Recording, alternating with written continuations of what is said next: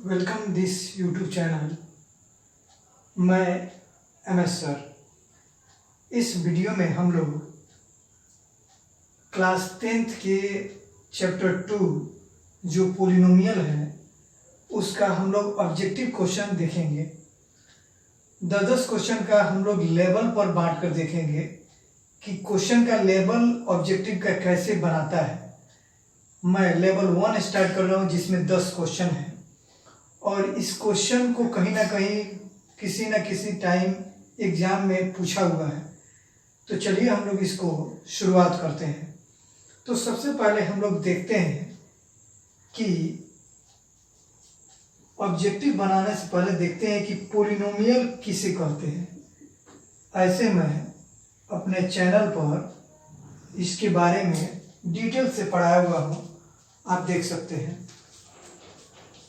ये बहुपद किसे कहते हैं, बस हम लोग ब्रॉड देखते हुए ऑब्जेक्टिव का यहाँ 10 क्वेश्चन के ऑब्जेक्टिव का कॉन्सेप्ट ले लेंगे और इसको सॉल्व करेंगे। तो इसमें हम लोग देखते हैं कि पोलिनोमियल कौन होगा। तो किसी भी चर राशि का बात आता है, चर राशि का यानी वेरिएबल टर्म का अगर पावर पूर्ण संख्या हो यानी होल नंबर हो तो वो निश्चित ही पोलिनोमियल कहलाएगा। सीधी सी डिफिनेशन है कि किसी भी चर राशि यानी वेरिएबल नंबर का पावर होल नंबर हो, पूर्ण संख्या हो, तो वह पोलिनोमियल यानी बहुपद कहलाएगा। अब ये चर राशि क्या है? चर राशि और इसको बोलते हैं वेरिएबल नंबर। ये x, y, z dot dot term में रहते हैं। इसका जो पावर होना चाहिए डिग्री, ये होल नंबर होना चाहिए। ये होल नंबर होना चाहिए। होल नंबर अब क्या होता है? यानी 0, 1, 2, 3 डॉट डॉट ये होना चाहिए, तभी पोलिनोमियल होगा। ये हम समझ गए। अब बात आता है कि पोलिनोमियल कौन नहीं हो सकता है, कौन हो सकता है। होल नंबर रहेगा, उसका पावर तो पोलिनोमियल होगा। जैसे अगर ये 2 लिखा तो ये पोलिनोमियल है। अगर मैं यहाँ इसका कोफिशिएंट कुछ भी रहे, इसके आगे कोफिशिएंट कुछ भी रहे, उससे मुझे कोई लेना देना नहीं है।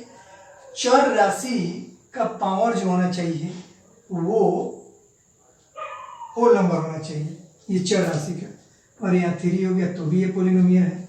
अगर ये √2 और x है यहाँ पे तो ये ना रूट में है, ये इसका वेरिएबल का यहाँ पावर 1 छुपा हुआ है तो ये भी पोलिनोमियल। यानी कौन नहीं पोलिनोमियल हो सकता है, मोटा मोटी देखें तो अगर ये चर राशि बटा में चल जाए तब पोलिनोमियल नहीं होगा। अगर ये चर राशि रूट में चल जाए तब पोलिनोमियल क्यों नहीं होगा? क्योंकि रूट का पावर में वैल्यू होता है 1/2 और 1/2 हम जानते हैं कि वो होल नंबर नहीं है। फिर ये तीसरा जो हम लोग का है, इसका पावर अगर माइनस हो जाए तब ये पोलिनोमियल नहीं होगा। 1, 2 और 3 कंडीशन अगर दिख जाए ऐसा तो आपका जो है पोलिनोमियल नहीं होगा। रूट में हो या यहाँ पे फ्रैक्शन में आ जाए इसका बटा, जैसे इसे 3/2 हो जाए तो ये पोलिनोमियल में नहीं होगा। अगर मैं ऐसे लिख दूँ x/2/2 तो कहेंगे कि ये भी फ्रैक्शन में है तो क्या है? नहीं है। फाइनल आंसर देखते हैं, कट के तो 1 हो जाएगा तो x का पावर 1 हो जाएगा तो ये 1 जो होल नंबर में आता है इसलिए पोलिनोमियल है। अब हम समझ गए कि कौन पोलिनोमियल नहीं हो सकता है, कौन हो सकता है, और इसी पर क्वेश्चन भी बेस्ट है। तो चलिए पहला क्वेश्चन ऑब्जेक्टिव का हम लोग देखते हैं। कह रहा है निम्नलिखित में कौन बहुपद नहीं है। बहुपद नहीं है का बात है, यानी जरूर इसमें 3 बहुपद होगा, एक उसमें नहीं होगा। तो ये देखिए इस वेरिएबल का पावर 2 है, यानी ये पोलिनोमियल का कंडीशन फुलफिल कर रहा है। ये इसका भी पावर जो है 1 है। वेरिएबल टर्म को देखते हैं तो ये पोलिनोमियल है। फिर इस पे विचार करते हैं। इसका पावर 2 है इस वेरिएबल का। ये देखिए वेरिएबल रूट में हो गया, हम बोले कि रूट में रहेगा तो ये पोलिनोमियल नहीं होगा, तो ये हमारा बी आंसर हो गया। बाकी सब देखिए √2 ना है, इसका कोफिशिएंट है, वेरिएबल टर्म का पावर 2 है, यहाँ 1 है, फिर यहाँ 2 है, यहाँ 1 है, यहाँ वेरिएबल टर्म तो है ही नहीं, एक से पावर 0 है, तो इसीलिए ये मेरा आपको पोलिनोमियल नहीं है। अब यहाँ पर निम्नलिखित में कौन बहुपद है, इसमें बहुपद है क्या बात कर रहा है, यानी जरूर 3 इसमें इस ऑप्शन में बहुपद नहीं होंगे, एक बहुपद होगा। तो ये देखिए 2x + 5 बहुपद, जिस वेरिएबल टर्म का जो है पावर होल नंबर होना चाहिए वही बहुपद होगा, इसका पावर 1 है, यानी यही तो है मेरा बहुपद। ये देखिए ये बहुपद का कंडीशन तो फुलफिल कर रहा था, इसका पावर 2h है, लेकिन ये बटा में हो गया। बटा में होने का मतलब अगर x का पावर बटा में है, इसका मतलब x का पावर -1 है।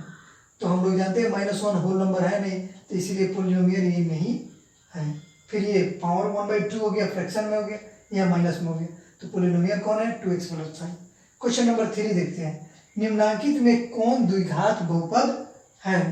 तो द्विघात बहुपद कौन है? तो द्विघात बहुपद का हम लोग पढ़े हुए हैं, या मैं केवल ऑब्जेक्टिव कलेक्शन कर रहा हूँ। अगर आपको डिटेल से जानना हो तो प्ले लिस्ट में आप इस वीडियो को में बताएं पोलिनोमियल क्या है, how many types of polynomial on the basis of degree, on the basis of terms, फिर कैसे पहचाना जाए, उसका फॉर्म क्या होता है, ये सब हम लोग पढ़े हैं।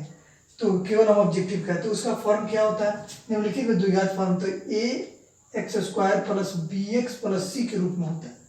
यहाँ तो रूट में है तो ये तो पोलिनोमियल है ही नहीं, ये भी रूट में है तो ये पोलिनोमियल है ही नहीं, ये भी रूट में है, सॉरी ये आपको नीचे है डिनोमिनेटर में। हम लोग जानते हैं वेरिएबल टर्म बटा में नहीं हो सकता है नीचे, तो ये भी पोलिनोमियल है। बचा ये, जब इसको सॉल्व कीजिएगा तो जरूर इस टर्म को फुलफिल करेगा, तो ये मेरा द्विघात बहुपद होगा।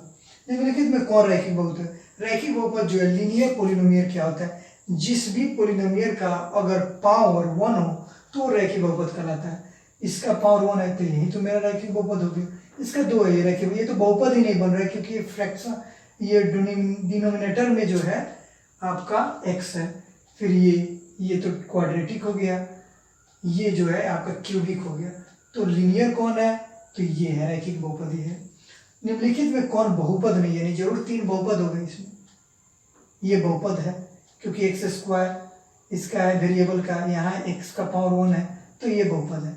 इस पर देखते हैं, ये भी x का पावर 3 है, x का पावर 2 है, x का पावर 1 है, ये भी बहुपद में।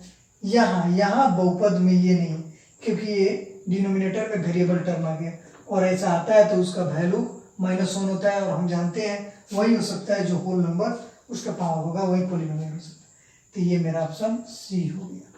निम्नलिखित में रैखिक बहुपद के शून्य की संख्या कितनी है? तो किसी भी बहुपद का मैक्सिमम पावर जो होता है वही उसका शून्य की संख्या बताता है, जीरोज की संख्या बताता है। तो रैखिक बहुपद का मैक्सिमम पावर 1 होता है, इसीलिए उसका जीरोज की संख्या भी, शून्य की संख्या भी 1 होगा। क्वेश्चन नंबर 7, द्विघात बहुपद का घातांक क्या होगा? तो वही बात होगा, द्विघात बहुपद का मैक्सिमम घात जो है 2 होता है, इसलिए इसका घातांक 2 प्लस में, माइनस में नहीं, माइनस हो जाएगा तो वो तो पोलिनोमियल ही नहीं होगा।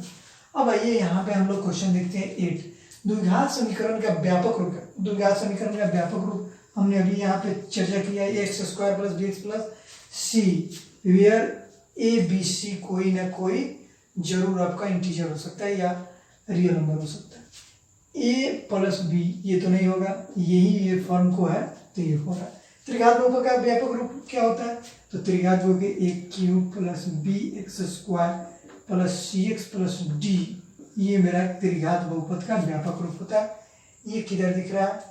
तो ax³ + bx² + cx + d, ये मेरा ऑप्शन सी हो गया। ये घाती वाला बहुपद कहलाता है। तो हमने अभी बताया कि जिसका पावर 1 होता है उसे रैखिक बहुपद, लीनियर पोलिनोमियल कहते हैं। तो घाती बहुपद एक ही जिसका घात हो वो रैखिक बहुपद कहलाता है, यानी लीनियर पोलिनोमियल कहलाता है। तो रैखिक बहुपद सी। इस तरह से ये लेवल 1 और इसमें से कई क्वेश्चन जो है एग्जाम में मैट्रिक के पूछे हुए हैं। अब लेवल 2 में थोड़ा सा क्वेश्चन का स्तर बढ़ेगा, फिर लेवल 3 में और भी स्तर बढ़ेगा।